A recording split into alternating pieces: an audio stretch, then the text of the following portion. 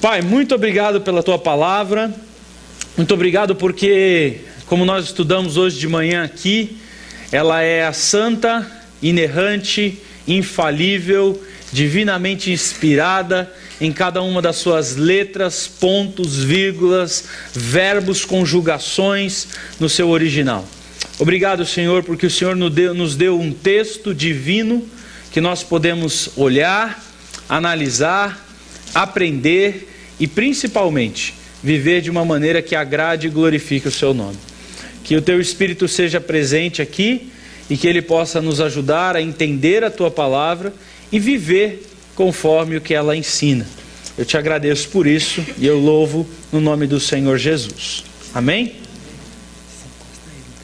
Desencosta ele um pouquinho, a barba está fazendo barulho. Raspa na barba, faz... Maravilha, assim está melhor? É melhor fazer a barba? Não, isso aí não vai rolar. Não vai rolar. Vamos trocar de microfone. Vamos comprar um do Silvio Santos, bota aqui. Né? Não, vamos lá. Bom, a gente está estudando, se você está nos visitando a primeira vez ou segunda vez aqui na nossa igreja, aqui na nossa igreja nós não temos, como nas outras igrejas, que você chega lá e todo domingo tem uma mensagem diferente. A gente não faz isso, porque isso muitas vezes tira a mensagem do contexto, fica uma coisa, vira um pretexto para defender uma ideia, às vezes isso vira arma de acusação, então o pastor não gosta de alguém, escolhe o que vai pregar para poder atacar aquela pessoa, e muitas vezes é assim, e a gente não gosta disso aqui. Então aqui na nossa igreja a gente prega a palavra de Deus de maneira expositiva, a gente pega um livro da Bíblia e passa um ano estudando ele, então todo domingo a gente estuda uma parte do livro e vamos seguindo a sequência. Nós estamos estudando a segunda carta de Paulo aos Coríntios. Essa carta de Paulo aos Coríntios é uma carta de reconciliação. Os Coríntios eram uma igreja muito rebelde, uma igreja muito difícil, que desobedecia a Deus e a Paulo como seu fundador em várias situações. Paulo escreve uma carta dura, uma carta severa, que nós não temos acesso a ela. Essa carta, de certa maneira, é uma porrada na cara dos coríntios. Os caras ficam meio bambo quando recebe essa carta severa. E aí Paulo vê o quebrantamento deles e escreve então 2 Coríntios para ser uma carta de reconciliação, de reafirmação de algumas situações que precisavam ser corrigidas naquela igreja. Há 2 semanas, os outros dois fins de semana nossos, nós estamos estudando o capítulo 8 e o capítulo 9. No capítulo 8, Paulo fala sobre a responsabilidade de quem é ofertante, de quem entrega os dízimos, né? Então ele vai falar sobre todos os cuidados da pessoa que é dizimista, da pessoa que vem aqui à frente, que põe o dinheiro aqui, que faz a sua oferta, que cuidados essas pessoas têm que ter. Logo na sequência do capítulo 9, o final do capítulo 8, o comecinho do capítulo 9, ele vai ensinar sobre a responsabilidade de quem pega esse dinheiro. Então nós aprendemos aqui sobre as grandes responsabilidades de quem tem a chavinha desse lugar aqui e tira esse dinheiro daqui de dentro e é o responsável por administrar isso aqui. Então a Bíblia nos ensina todo o cuidado, todo o zelo, toda a prudência e a forma espiritual de usar o dinheiro que é oferecido na igreja. No capítulo de hoje, ele vai falar para a gente sobre as bênçãos resultantes de ser ofertante. Primeiro ele fala, olha, sua responsabilidade é essa aqui. Aí depois ele fala, agora sem... A orelha é grande, mas o negócio não quer ficar preso. Vou botar o óculos que ajuda. Prendeu. Bom, ele fala então da responsabilidade, do dever de ser ofertante. Ele fala da responsabilidade de quem cuida. E agora ele vai falar qual benefício existe para quem contribui. Qual é o benefício? Quais são as bênçãos de contribuir, de dar a minha oferta ao Senhor? Vamos ler esse texto? Capítulo 9, de a carta de Paulo aos Coríntios. Nós vamos ler dos versículos 6 até o versículo 15. Então, você pode pegar aí. Segunda carta de Paulo aos Coríntios, a igreja da cidade de Corinto, capítulo 9, versículo de 6 em diante. Lembrem-se, aquele que semeia pouco, também colherá pouco. E aquele que semeia com fartura, também colherá fartamente. Cada um dê conforme determinou em seu coração, não com pesar ou por obrigação, porque Deus ama quem dá com alegria. E Deus é poderoso para lhes fazer que sejam acrescentada toda a graça, para que em todas as coisas, em todo o tempo, tendo tudo o que é necessário, vocês transbordem em toda boa obra. Como está escrito: distribuiu, deu os seus bens aos necessitados, a sua justiça durará para sempre. Aquele que supre a semente ao que semeia, e o pão ao que come, também lhe suprirá e multiplicará a semente, e fará crescer os frutos da sua justiça. Vocês serão enriquecidos em todas as formas, para que possam ser generosos em qualquer ocasião, e por nosso intermédio a sua generosidade resulte em ação de graças a Deus. O serviço ministerial que vocês estão realizando não está apenas suprindo a necessidade do povo de Deus, mas também transbordando em muitas expressões de gratidão a Deus. Por meio dessa prova de serviço ministerial, outros louvarão a Deus pela obediência que acompanha a confissão que vocês fazem do Evangelho de Cristo e pela generosidade de vocês em compartilhar seus bens com eles e com todos os outros. E nas orações que fazem por vocês, eles estarão cheios de amor por vocês, por causa da insuperável graça que Deus tem dado a vocês. Graças a Deus por seu dom indescritível.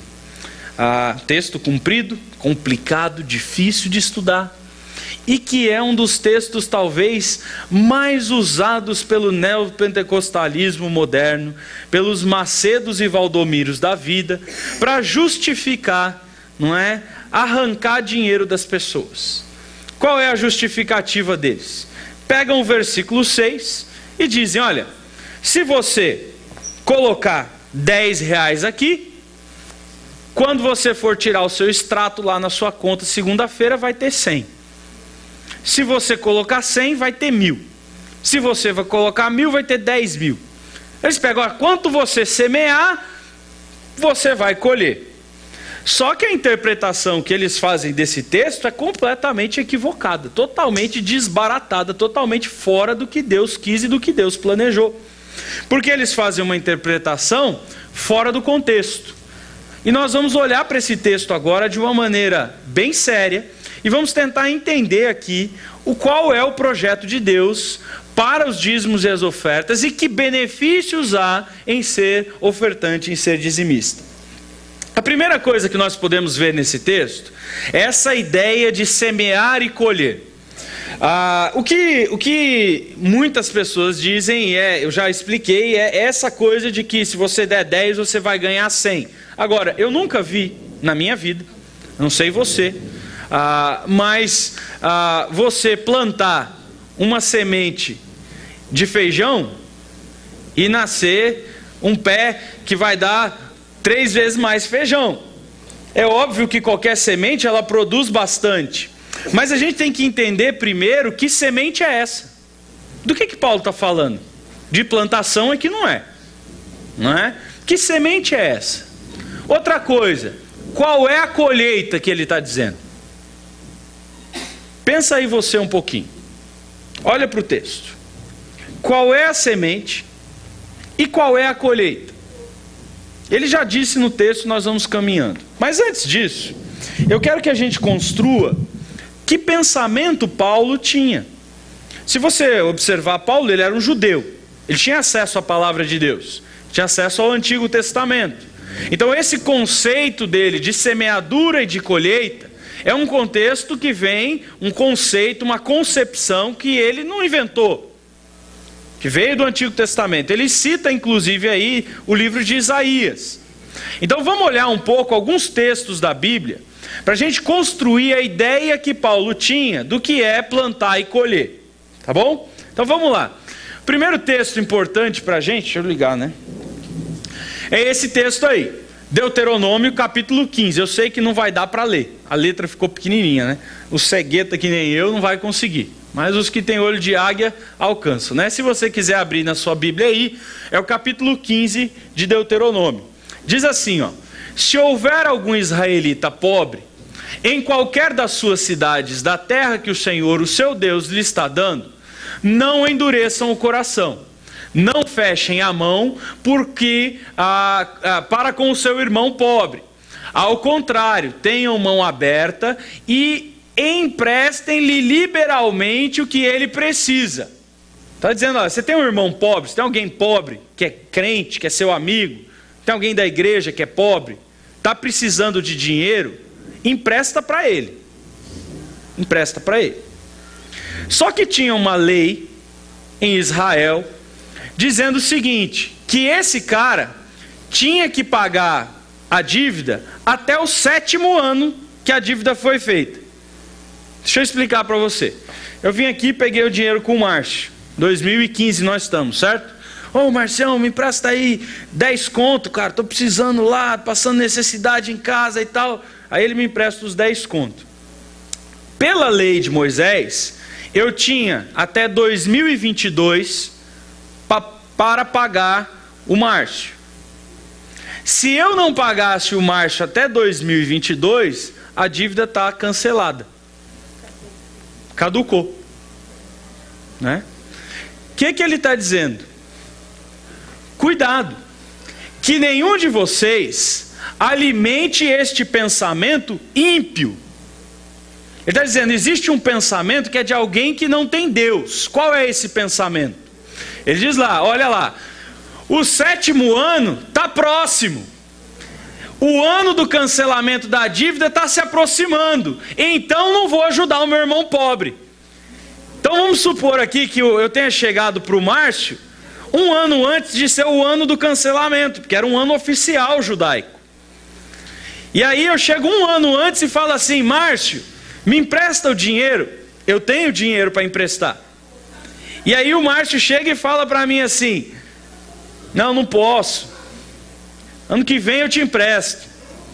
Por quê? Porque ele está com medo de nesse ano eu não pagar a dívida e ele perdeu um ano depois o dinheiro.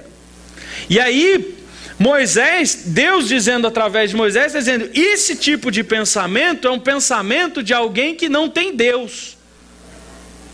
Você ter dinheiro e não emprestar para o seu irmão pobre, porque você acha que ele não vai te pagar, esse é um pensamento de um incrédulo.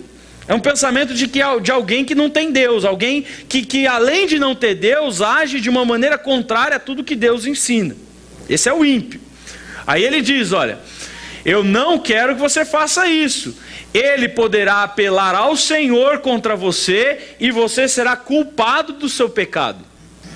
Então, se eu tenho dinheiro, se eu tenho condição, e eu não empresto dinheiro para o meu irmão necessitado, se eu não ajudo o meu irmão necessitado na situação de dificuldade dele, tendo o dinheiro, isso é pecado.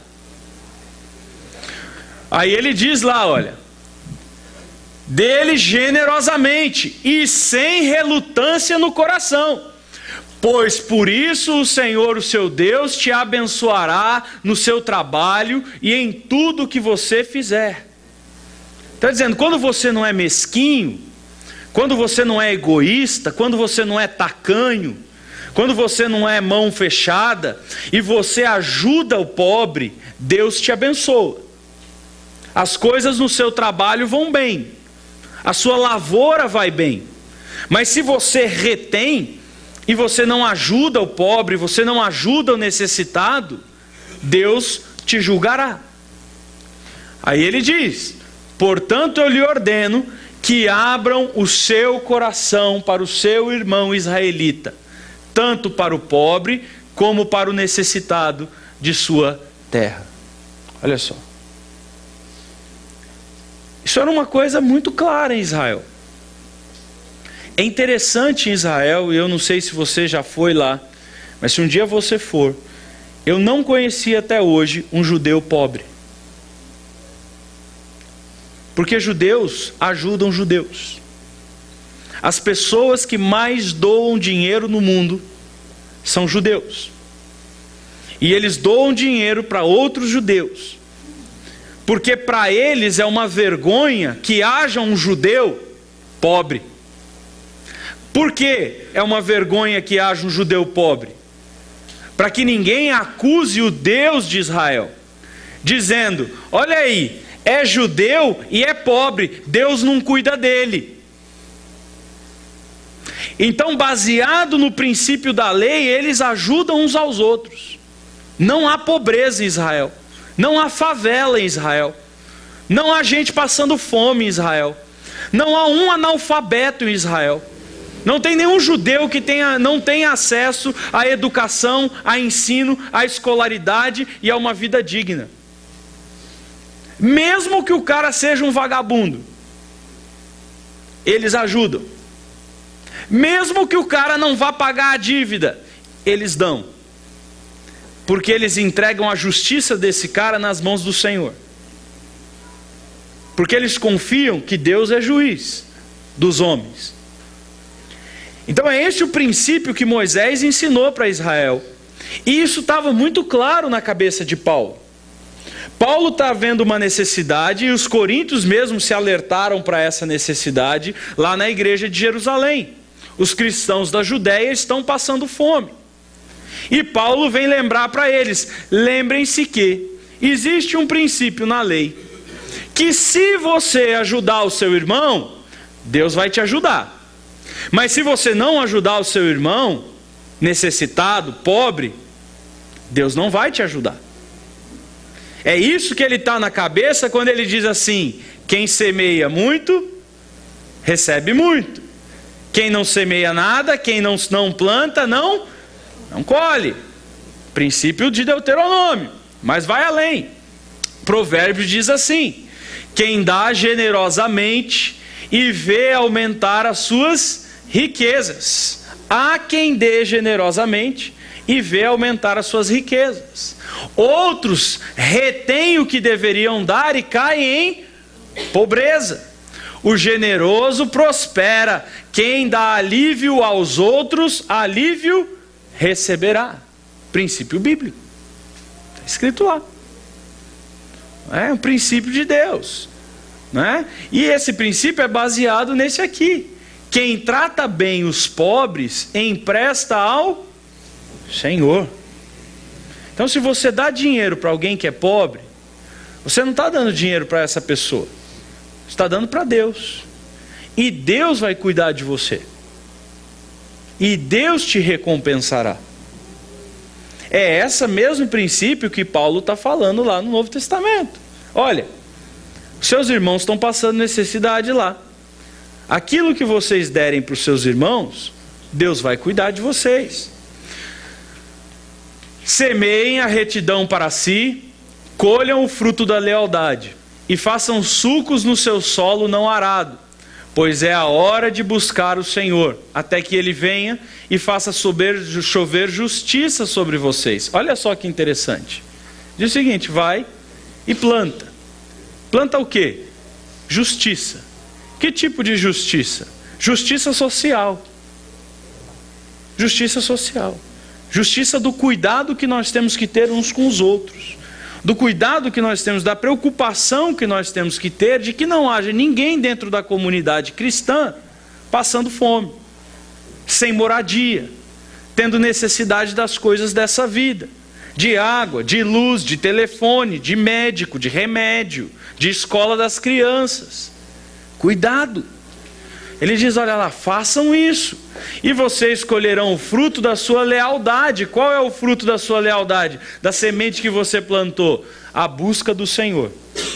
Então, quando você ajuda alguém, na verdade você está buscando a vontade do Senhor. Quando você faz isso, você vai colher boa fruta, vai chover justiça sobre a sua vida. Vai chover justiça sobre a vida. O que é justo cairá sobre você.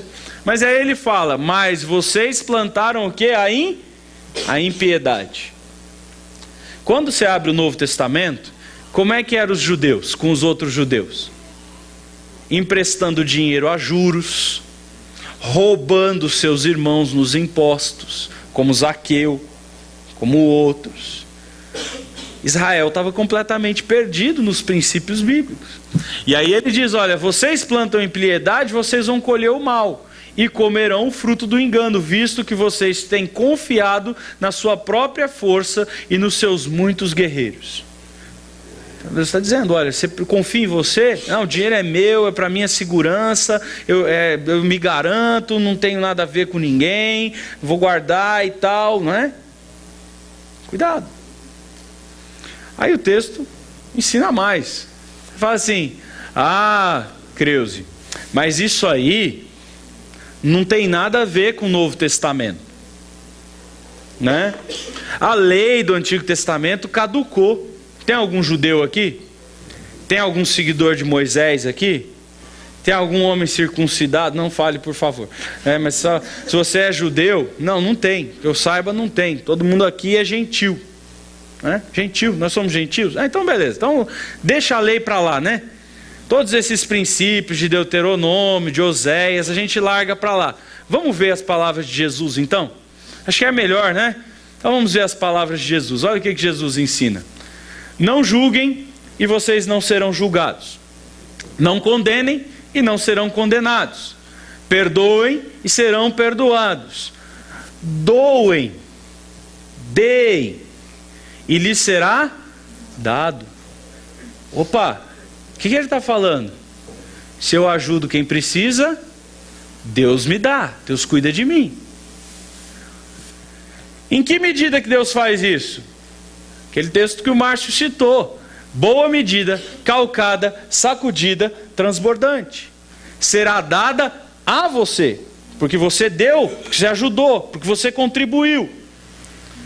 Pois a medida que usarem, também será a medida que medirão vocês. Ensino de Jesus. Esse Jesus está ficando muito judeu, hein, pastor Creuze? Mas vamos ler Lucas, né, para ver se Jesus dá uma melhoradinha no argumento dele. Observem como crescem os lírios. Eles não trabalham, não tecem, contudo eu lhes digo que nem Salomão em todo o seu esplendor vestiu-se como um deles.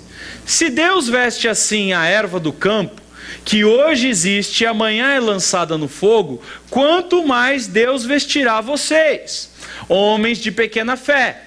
Não busquem ansiosamente o que comer ou o que beber, não se preocupem com isso, pois o mundo pagão é que corre atrás dessas coisas, mas o Pai sabe do que vocês precisam. Busquem em primeiro lugar o reino de Deus, e essas coisas lhes serão acrescentadas. Não tenham medo, pequeno rebanho, pois foi do agrado do Pai dar-lhes o reino. Vendam o que têm e deem esmolas. Façam para vocês bolsas que não se gastem com o tempo, um tesouro nos céus que não se acabe, onde ladrão algum chega perto e nenhuma traça destrói, pois onde estiver o teu tesouro, ali está o seu coração. Você leu a mesma coisa que eu li? Vendam o que têm e deem esmola. Porque você fazendo isso, você vai juntar um tesouro, um grande tesouro. Nesse tesouro ele fala assim, olha, se prepara, porque se você vender o que você tem e você der para os pobres, faz uma bolsa bem forte, faz uma bolsa bem grande, porque a sua recompensa vai ser gigantesca. Isso aí, Jesus que falou, fui eu.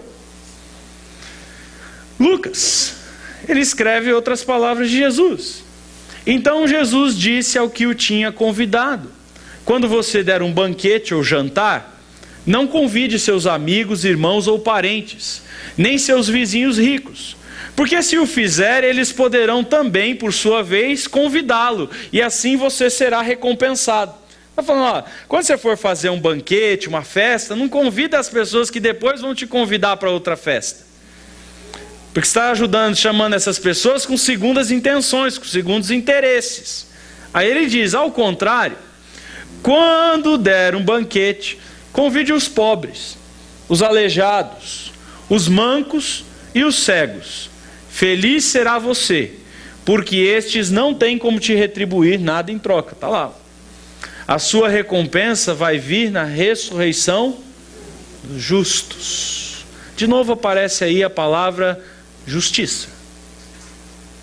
Ele está dizendo que há um tipo de ressurreição, e nesse tipo de ressurreição, que vai ser na segunda vinda de Cristo, haverá um grupo de pessoas chamada justos. E ele está dizendo que o justo é aquela pessoa que não busca os seus próprios interesses, mas que usa dos seus bens, das suas propriedades, daquilo que tem, para ajudar os pobres. De novo, Jesus. Outra palavra de Paulo. Não se deixe enganar. De Deus não se zomba. Aquilo que o homem semeia, isso também ele colhe. Quem semeia coisas carnais ou da carne, colherá destruição. Mas quem semeia para o Espírito, do Espírito colherá a vida eterna. E não nos cansemos de fazer o bem, pois no tempo próprio colheremos se não desanimarmos. Portanto, enquanto temos oportunidade, façamos o bem para com todos, especialmente os da família da fé. Último texto, de Paulo também, escrevendo para Timóteo. Ordene que os ricos no presente mundo não sejam arrogantes, nem ponham sua esperança na incerteza da riqueza, mas em Deus, que de tudo nos provê ricamente para a nossa santificação. Ordene-lhes, satisfação, ordene-lhes. Olha só, Paulo está dizendo o seguinte, é para mandar os ricos da igreja fazer algo. O que eles têm que fazer? Pratiquem o bem, sejam ricos em boas obras, generosos e prontos para repartir. Dessa forma, eles acumularão um tesouro para si mesmos, um firme fundamento para a era que há de vir, e assim alcançarão verdadeira vida. Verdadeira vida. Queridos, é exatamente isso que está na cabeça de Paulo quando ele escreve o texto que nós acabamos de ler.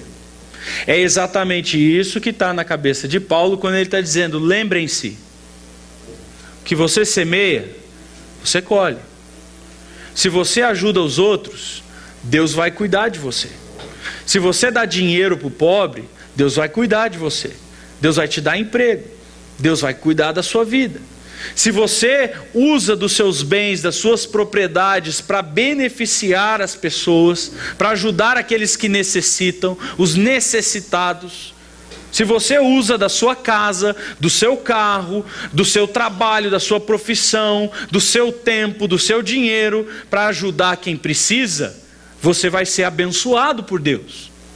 Mas se você não fizer isso, você está se comportando como um ímpio, como alguém que não conhece a Deus, como alguém que ainda não entendeu o que Jesus Cristo veio fazer. Se você ainda assim ajuda os outros buscando interesses próprios e pessoais e vantagens, também está errado. Então o que Paulo está dizendo aqui é, olha, você vai plantar. E o que você plantar, Deus vai cuidar de você. É exatamente isso. E está falando de dinheiro, pastor? Está falando de dinheiro. Porque o assunto do capítulo 9 é oferta para os crentes da Judéia. Então a ideia de Paulo é o seguinte: se você vem aqui na frente por obrigação, se você vem aqui na frente por constrangimento, se você vem aqui na frente porque você quer receber, botar 10 e tirar 100, não faça isso. Não faça isso. Não faça isso. Porque se você fizer isso, o que você vai receber de Deus, se na sua cabeça, ao trazer a sua oferta, tiver você mesmo, seu próprio benefício pessoal. Se você estiver vindo aqui na frente, ai que droga meu, ai tem que dar 10%, que saco, esses 10% aqui ia me ajudar tanto rapaz, tem tanta conta para pagar, nossa vai atrasar a minha vida. Se você vem aqui na frente, ai porque eu vou botar lá, porque se eu não botar o pastor vai pregar, vai me cobrar, eu vou lá botar o dinheiro, porque senão Deus vai pesar a mão na minha vida. Se você está preocupado, não, deixa eu fazer o cálculo aqui, quanto que é 10%, não, mas eu vou dar aqui, deixa eu ver aqui, não, mas deu 9,99%, você está preocupado com valor, se você está preocupado com porcentagem, se você está preocupado com essas coisas, se você está preocupado em ser abençoado, em ficar rico, por favor, não coloque um centavo aqui. Não faça isso. Porque fazendo isso, você só vai receber de Deus nada. Indiferença. Se você vem aqui por obrigação, se você vem aqui por dever, por mandamento, por constrangimento, por interesse pessoal, preocupado que esse dinheiro vai faltar para você, não dê nada. Porque esse dinheiro não vai servir nem para a igreja, nem para você. Deus não quer o seu dinheiro assim. Eu não quero que você dê dinheiro aqui assim. E é isso que Paulo está falando para aquela comunidade. Não faça isso por constrangimento. Não faça isso por dever. Não faça isso por obrigação. Não faça. E ele fala, só tem um jeito de você vir aqui na frente. Ele diz assim, Deus ama quem dá com alegria. Deus ama aquela pessoa que não está vindo aqui na frente trazer dinheiro. Se você está vindo aqui trazer dinheiro, querido, fica com ele para você. Vai te servir melhor. Deus não quer que você venha aqui, Deus não precisa do seu dinheiro para saber que você o ama. O que eu venho trazer aqui na frente é a minha gratidão, é a minha alegria, é o meu prazer. Para mim, não trazer aqui o meu dinheiro me entristece. Não trazer o meu dinheiro aqui me traz infelicidade, me faz incompleto, me faz sentir-me alguém frio, egoísta, indiferente, que só penso em mim mesmo, que só vivo para comer, para produzir cocô. Não é porque é isso que a gente faz com o dinheiro, né? Quantos por cento você gasta com cocô do seu dinheiro? Né? Eu acho que lá em casa é uns 40%, 50%, né? Vai tudo para privado, vai embora. A gente compra, come e faz o que vem depois, né? Se você vive para isso, continue vivendo para isso. Mas se viver assim, só pensar em você, ser indiferente para os outros, ser indiferente para a realidade da igreja, ser indiferente para a missão é algo que não te entristece, não contribua. Porque Deus ama. O prazer de Deus, a felicidade de Deus é aquele que vem aqui com alegria, com satisfação, que não abre mão, que coloca o reino de Deus e a justiça de Deus em primeiro lugar. Aquele que olha para o Senhor e vê o fato de você contribuir para a obra do Senhor como uma grande honra e como um grande privilégio. É esses que Deus ama. Deus ama quem contribui com alegria no coração. Sabe por quê? O texto vai dizer que quando essa pessoa contribui com alegria no coração, porque ela não está trazendo aqui dinheiro, ela está trazendo a felicidade, a gratidão, o amor, a paz, o entendimento do reino, a salvação da cruz. Ele não está colocando dinheiro aqui dentro, ele está colocando o coração dele. Quando essa pessoa vem aqui assim, aí o texto fala assim, olha, Deus vai dar para você mais dinheiro ainda. Deus vai dar para você mais dinheiro ainda. E sabe por que Deus vai dar para você mais dinheiro ainda? Porque Ele sabe que na sua cabeça está a justiça, a glória de Deus e a bênção de pessoas. Então Ele vai te dar mais dinheiro, sabe para quê? Porque Ele sabe que você vai ajudar mais gente ainda. Que quanto mais Ele te der, mais justiça social você vai fazer. Quanto mais Ele te der, mais pobre você vai ajudar. Quanto mais Ele te der, mais gente com fome, barriga com fome você vai encher. Quanto mais Ele te der, mais gente debaixo da ponte você vai tirar. Quanto mais Ele te der. Você já leu o livro de Tiago? O livro de Tiago tem um texto muito interessante que diz assim, olha, vocês pedem e Deus não dá nada para vocês. Vocês pedem e não recebem o que pedem. Sabe por quê? Porque vocês pedem para os seus próprios interesses pessoais, para os seus desejos egoístas, para as suas próprias vontades, para a sua carne, para satisfazer o churrasco que você quer comer, o carro zero que você quer andar, a roupa de marca que você quer comprar, a casa de luxo que você quer viver. Você pede para o seu próprio interesse, então Deus não te dá. Porque se você pedisse, em nome do Senhor Jesus, para a glória de Deus, para fazer justiça e beneficiar os necessitados, e Deus vir no seu coração que é essa a sua intenção, Ele vai te dar. Medida, recalcada, sacudida e transbordante. Porque Ele sabe que você não vai usar esse dinheiro para você. Você vai usar isso para ajudar as pessoas. Esses Deus multiplica. É isso que Paulo está dizendo. E Paulo está dizendo para aquela comunidade de Corinto, lembrem-se disso. Olha, dê conforme você determinou no seu coração. Ninguém te pediu, ninguém te obrigou. Eu, Paulo, ele já diz anteriormente, não obriguei vocês, não quero que vocês venham aqui por mandamento, por obrigação. Se você trouxer, traga porque você quer trazer. E traga não pensando em benefício próprio, mas com alegria. E Deus é poderoso para acrescentar a você algumas coisas. Depois nós vamos ver uma lista de coisas que Deus acrescenta. Mas Ele diz aqui toda a graça, para que em todas as coisas, e aqui há um jogo de palavras na língua grega, né? Deixa eu achar aqui o joguinho de palavras que ele usa para eu poder falar para vocês. É o versículo 8. Ele diz assim, ó, versículo 8. Ele usa 4 palavras. Ele diz assim: passam panti pantote passam pan. As palavras todas parecidas, né? Passam pantete passa pantete pan, né? 4 palavras. Todas as coisas, todo o tempo, de todas as maneiras, em tudo.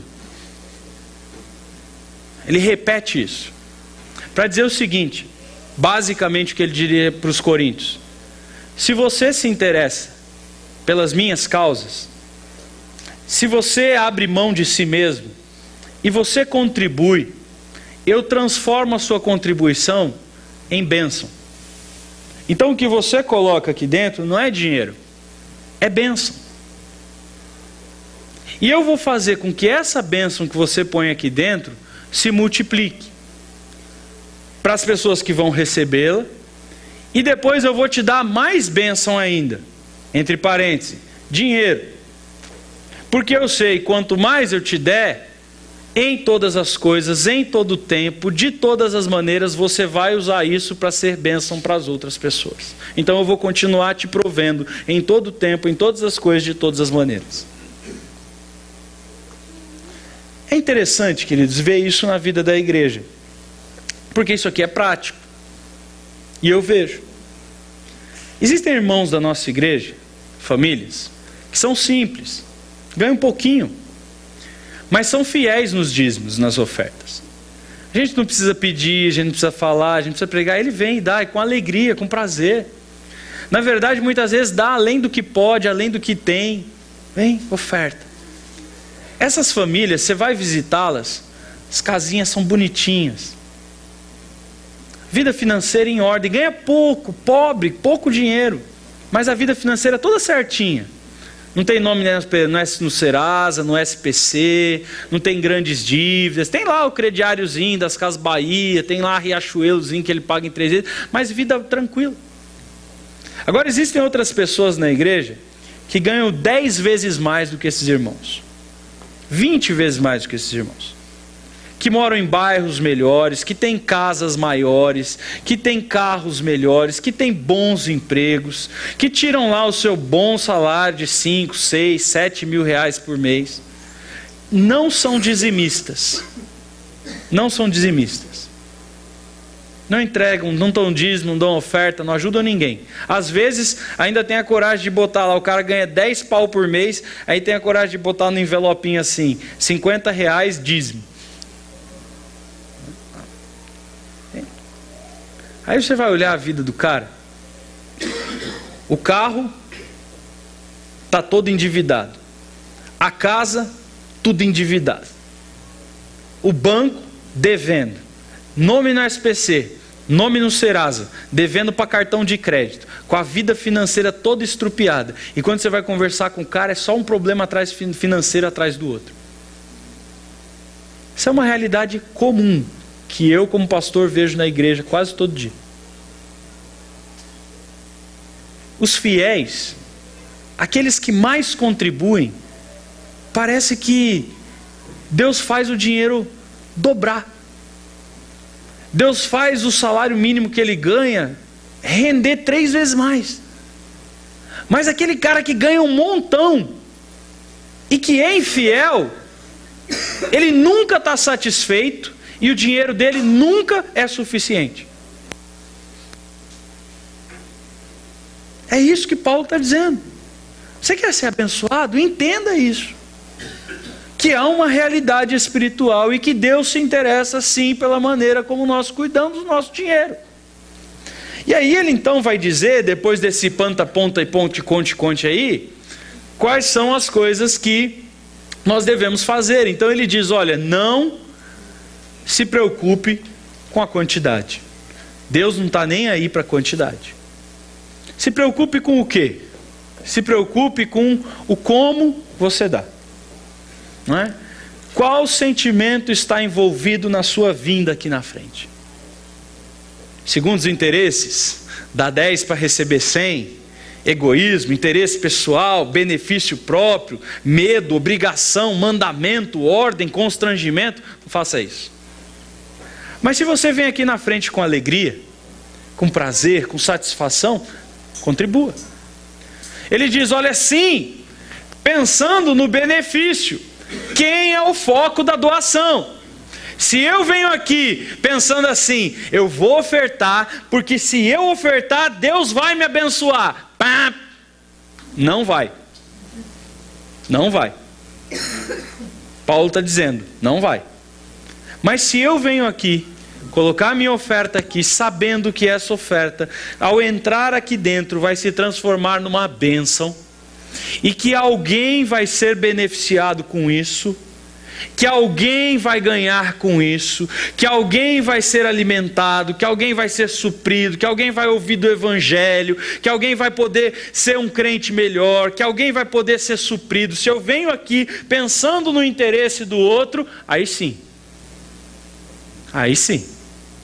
O que mais? No porquê. O que você está dando? Qual é a sua motivação? Você tem consciência do que Deus pretende? Por quê?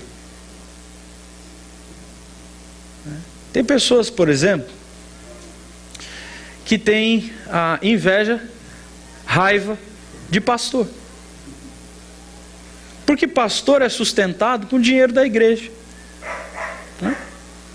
Hoje, se eu tenho uma casa para morar, se eu estou vestindo essa roupa aqui, se eu estou gordinho, eu comi bem, né? Eu fiz tudo isso, se eu saio de férias no fim do ano, se eu viajo, se os meus filhos têm roupa para vestir, se a minha mesa tem comida para comer, é porque a igreja me paga. Essa igreja aqui, os dízimos de vocês, contribuem para isso. Tem gente que olha para essa realidade e fica com inveja. Assim, eu vou dar dinheiro para sustentar vagabundo? Eu vou dar dinheiro para sustentar pastor? Eu é que não vou dar dinheiro para os outros. O meu dinheiro eu uso para mim.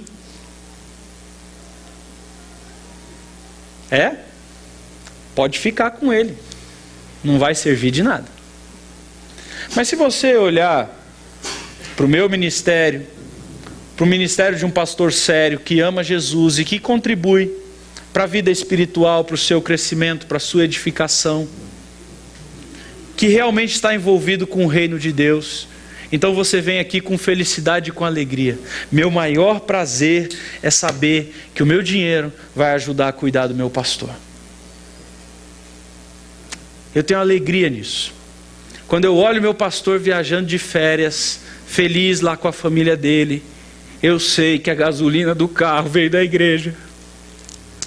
Eu sei que foi o Senhor que deu para mim, para poder ajudar ele, e eu fico feliz com isso.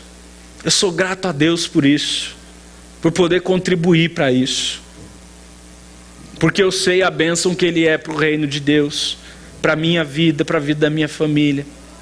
Então eu contribuo com alegria, eu contribuo com prazer, eu contribuo com satisfação. Eu não fico com ciúme, com inveja e com essa coisa de eu não vou dar dinheiro para os outros, porque isso é atitude de ímpio, isso é atitude de quem não conhece a Deus, não é a atitude de um cristão. E Paulo está dizendo, olha, o que você vem fazer aqui? Ele continua dizendo, olha, a igreja de Jesus nunca terá falta de recursos para abençoar as pessoas que Deus quer que ela abençoe. Não vai faltar recursos para a igreja. Isso é um medo que a gente não precisa ter, Leandrinho. Não precisa ter. A obra é de Deus. E Deus não vai deixar faltar as coisas que nós precisamos. Se faltar alguma coisa é porque nós estamos pensando em alguma coisa que Deus não quer. Mas até hoje eu não vi uma igreja estar envolvida no plano de Deus e o dinheiro para o plano de Deus não ser suprido pelo próprio Deus. Então, se a obra é de Deus, fica tranquilo. E quanto aos servos de Deus, o que ele diz? Parou de funcionar aqui. Os contribuintes nunca ficarão desamparados no seu desejo de contribuir. Ele fala no texto, ele fala assim, você que contribui, Deus vai te dar mais, para você contribuir ainda mais. Então, se você tem o desejo de contribuir, contribua. E Deus vai te abençoar para você dar mais ainda. Eu me lembro de uma missionária, a Dalva. A Dalva era missionária no interior do Ceará. E eles passaram o pastor Gessi e Dalva. A Dalva já morreu, o Gessi está vivo ainda, morando no Mato Grosso. Mas eles eram missionários no interior, acho que é do Maranhão, do Piauí, mas era um lugar horrível, seca, miséria absoluta. E eles estavam passando fome em casa, porque as igrejas não sustentam direito e toda aquela coisa e tal, enfim. Estavam lá passando necessidade. E veio um parente visitar eles e trouxe para eles uma doação enorme de moranga, abóbora, né?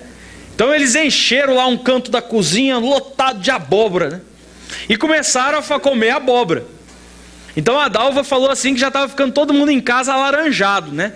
Era abóbora cozida, abóbora assada, abóbora frita, bolo de abóbora, doce de abóbora, tudo de abóbora, abóbora. E eles só comendo abóbora. Ele falou que era isso aí, ó, café, almoço e janta. Era só abóbora, era o que tinha.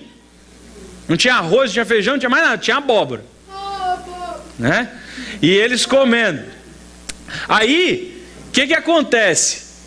Um dia ela está orando à noite e Deus fala assim para ela: doa as abóboras para os seus vizinhos.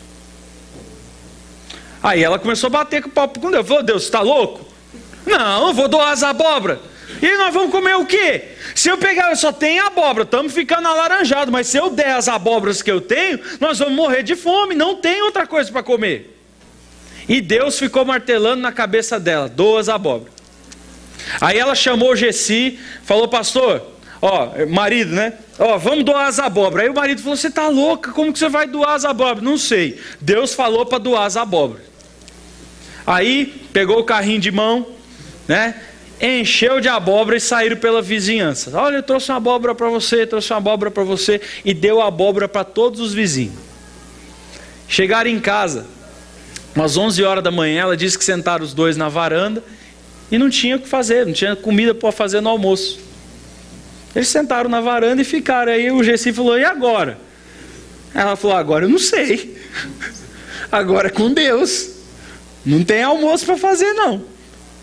Aí daqui a pouco chega alguém lá. Dona Dalva, a senhora deu abóbora para a nossa família, a gente gosta muito, então a gente tinha um feijãozinho guardado lá, trouxemos aqui um feijãozinho para a senhora, uma saca de feijão. Daqui a pouco, seu Gessi, eu tinha lá em casa guardado a manteiga de corda, de garrafa, trouxe aqui para o senhor, e aí foi vindo. Ela falou que ela terminou o dia, tinha manteiga de garrafa, feijão de corda, carne seca, arroz, até refrigerante deram para eles. Coisa que eles não comiam há 6, 7 meses, só comendo abóbora. Mas enquanto eles não dividiram, Deus não os abençoou. Quando eles entenderam que eles tinham que dividir e que compartilhar é uma bênção, Deus deu tudo o que eles precisavam. Me parece que é isso que Jesus falou.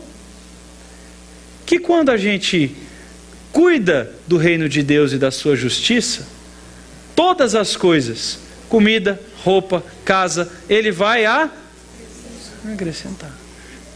Talvez, querido, você não está tendo as coisas que você quer e que você talvez até precisa, porque você é murrinha, porque você é pão duro, tacanha, porque você não doa com generosidade, porque você não vê isso aqui como um privilégio, como uma alegria e como uma bênção para a sua vida. E você está pulando pequenininho com as suas contas lá, justamente porque você ainda não entendeu que Deus quer te dar, mas Ele quer te dar para você dar para outras pessoas. E Ele vai cuidar de você. Então, o contribuinte, aquele que tem vontade de contribuir, ele sempre vai ter, porque Deus vai dar. Nunca falta. Interessante que eu sou pastor há 15 anos, já fiquei desses 15 anos, 2 anos desempregado. Sem igreja, sem dinheiro nenhum chegando em casa. E nesses 2 anos foram os anos que eu mais ajudei pessoas. Inclusive dei desempregado, sem trabalho, sem igreja, dei um carro para um amigo meu. Não é? Tá lá. Os beneficiados, Deus proverá todos os recursos necessários para a sua obra. O poder é dele e ele também multiplicará cada centavo para a boa obra dele acontecer. Então, o dinheiro de quem contribui rende mais. Não é?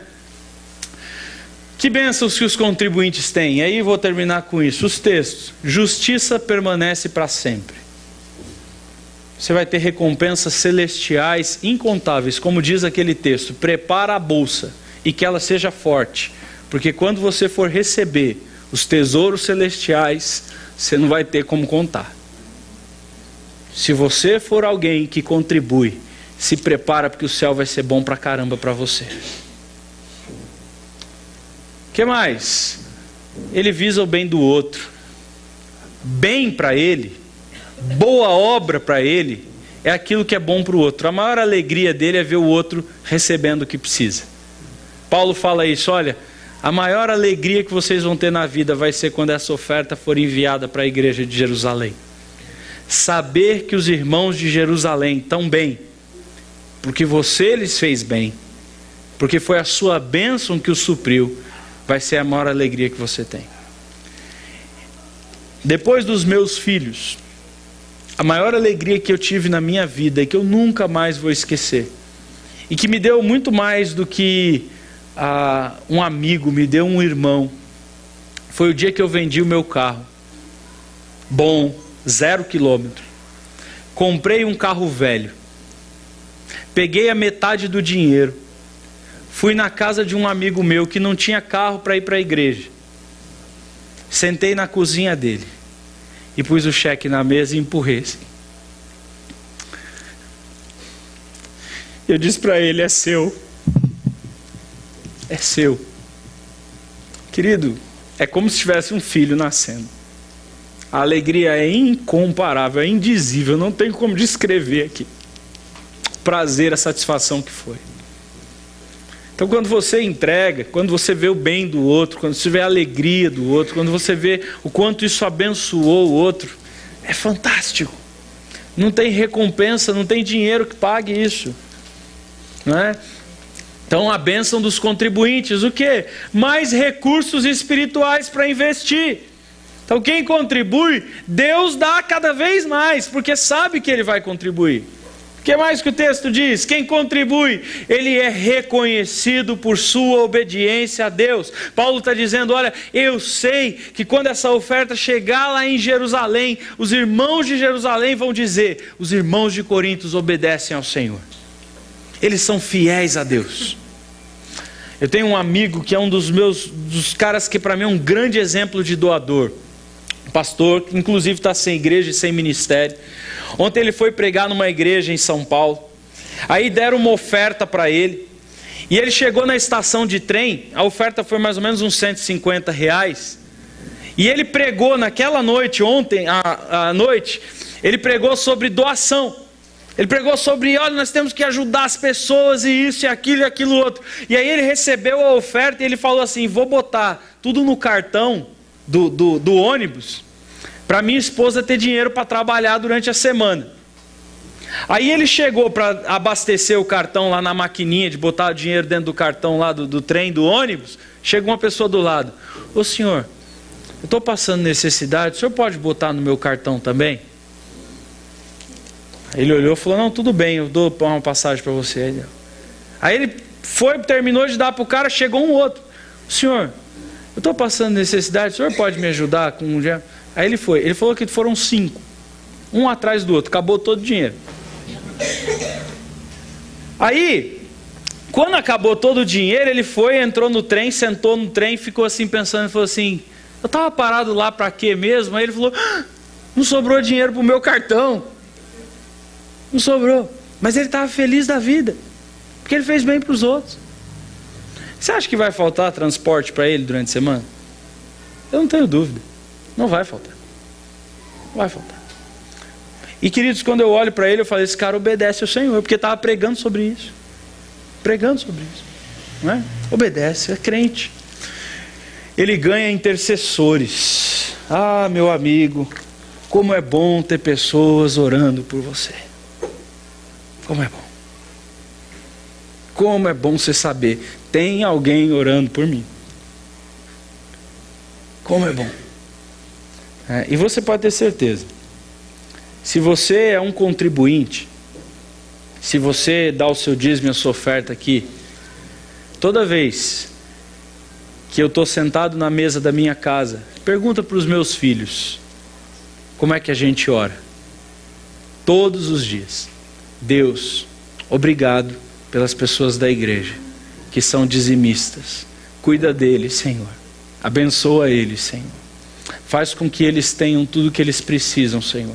Porque nós sabemos que o que tem aqui na mesa de casa hoje é porque essas pessoas foram fiéis ao Senhor. Todo dia. Não há um dia da minha vida que eu não ore por você que contribui com o sustento do meu lar. Eu sei que o Márcio faz o mesmo. E eu sei que o missionário lá no campo faz o mesmo. Eu sei que o Osley faz o mesmo. Eu sei que o Alexandre faz o mesmo. Eu sei que o Pedro faz o mesmo. Eu sei que o Tuta e a Esther farão o mesmo. Eu sei que a Gabi fará o mesmo. Que você vai aumentar o seu número de pessoas orando por você à medida que você ajuda as pessoas. O que mais? Comunhão com os santos. Relacionamento com os crentes. Paulo fala: olha, esses crentes, eles têm desejo ardente por estar com vocês. Os crentes da Judéia vão para o resto da vida querer viver do lado de vocês, porque sabem da fidelidade de vocês, do amor que vocês têm por eles. O que mais? Crescimento do amor no ambiente cristão, tanto na igreja, um pelo outro, quanto pela igreja. Imagina alguém que não tem nada e que a igreja vai e constrói uma casa para essa pessoa. Imagina alguém que estava passando uma necessidade, a igreja vai e supre essa necessidade, conserta o carro, paga um aluguel, dá o remédio para o filho, para a filha. Imagina. É eterno o vínculo de amor, de relacionamento. O que mais? E os benefícios? Quais são?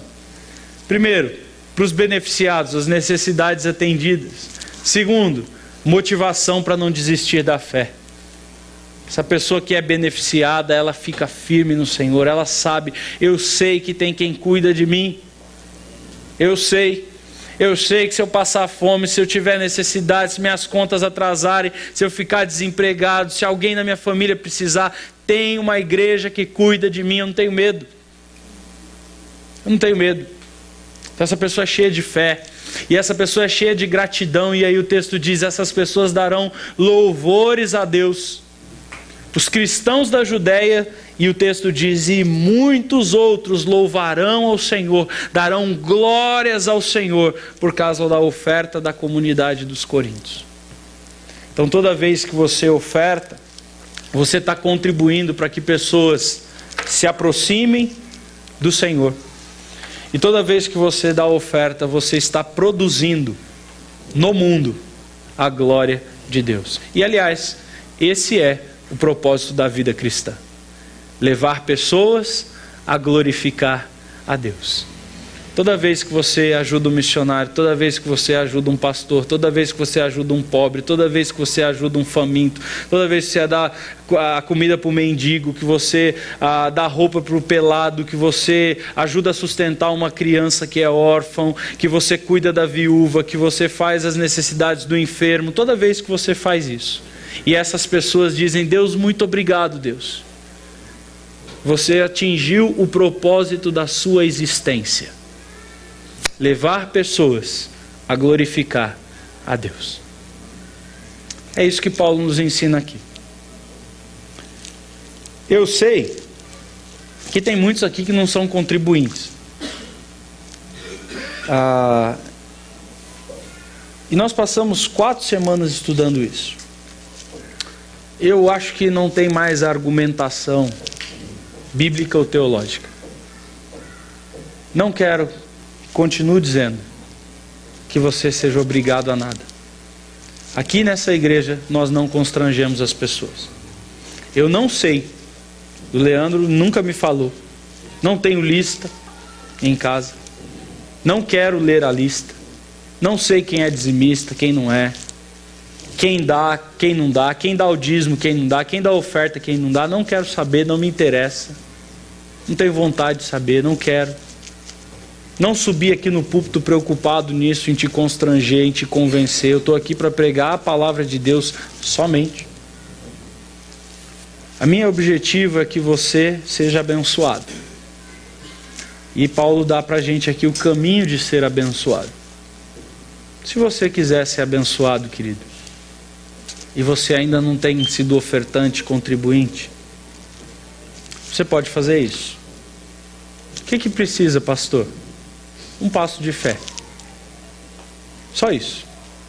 Você precisa abrir a sua carteira, olhar para esse dinheiro, entender o que nós entendemos aqui hoje sobre ele e ofertar com alegria, com gratidão, produzindo a glória do Senhor. Simples, assim. Te convido a pedir que o Espírito Santo converse com você agora e te leve a obedecer à vontade do Senhor para a sua vida. Vamos orar? Pai querido, Deus amado, muito obrigado pela tua palavra. Quanta coisa útil, quanta instrução poderosa ela nos traz, e quantas bênçãos estão prometidas para aqueles que se alegram em contribuir para o reino de Deus, inclusive com dinheiro. Obrigado, Senhor, por aqueles que já vêm aqui constantemente e que têm ofertado ao Senhor. Eu de maneira particular te agradeço, Senhor, e louvo ao teu nome por essas vidas. Porque se hoje eu estou de pé, Se hoje os meus filhos comem, se hoje eu tenho uma casa para morar, eu tenho um carro para dirigir, foi porque pessoas doaram. E tudo que eu recebi na minha vida hoje veio de doações. E eu te agradeço por isso, Senhor. Porque pessoas têm amado o Senhor e têm contribuído para o meu sustento. Abençoa a vida dessas pessoas, ó Deus. Multiplica, Senhor. Faz com que o seu dinheiro, ainda que seja pouco, ainda que seja suado, possa render 2, 3 vezes mais. Como diz a tua palavra, medida sacudida, recalcada, transbordante. E eu te louvo, Senhor, porque eu sei que ainda que eles não se tornem ricos, até porque se eles entenderam a vontade do Senhor, eles nem querem se tornar ricos. Eu sei, ó Deus, que o tesouro que o Senhor tem separado para eles no céu, é dos maiores e mais grandiosos, que nem homem viu, nem ouvido ouviu, e nenhum ser humano na terra imaginou a grandeza dos tesouros que o Senhor tem para aqueles que são fiéis ao Senhor. Obrigado pela vida deles, ó Pai. Obrigado pelo testemunho cristão deles. Obrigado porque eu sei que muitos deles, ó Pai, às vezes abrem mão de coisas que querem. Abrem mão de comer um lanche, abrem mão de tomar uma Coca-Cola, abrem mão de comprar um tênis importado, porque amam o Senhor. Obrigado por eles, Senhor. Eles são um exemplo para a minha vida, Pai. Obrigado porque eles te obedecem. E eu quero te pedir por aqueles, ó Deus, que ainda não entenderam isso, que o Senhor trabalhe no coração dessas pessoas. E que um dia, Senhor, da tua parte eles encontrem a alegria, a satisfação, o prazer, a honra e o privilégio de poder trazer aqui na frente, não dinheiro, mas bênçãos. Trazer aqui na frente, não reais, mas corações. Que o Senhor um dia faça com que todo o teu povo entenda a alegria e o prazer que é melhor dar do que receber. Nos ajuda nisso, Senhor. É o que eu peço e oro no nome do Senhor Jesus. Amém?